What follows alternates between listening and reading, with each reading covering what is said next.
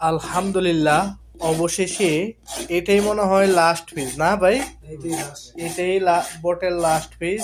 দেখুন, অবশেষে আমরা 11:30টার পর অবধি শেষ করতে পেরেছি।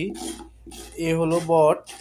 এই বটগুলো ছাপাই করতে কতটা সময় লেগেছে দেখেছেন, কিন্তু তার আগে ওনারা এই পদ্ধতিটা ব্যবহার করেননি, যে পদ্ধতিটা আপনারা বর্তমানে দেখতেছেন, যে গ্লাস দিয়ে যদি আপনি চামড়ার পশম ছড়াতে চান, তাহলে ড্রেসিং করতে আপনার সর্বোচ্চ 5-6টা বকরির আধা ঘন্টার বেশি সময় লাগবে না।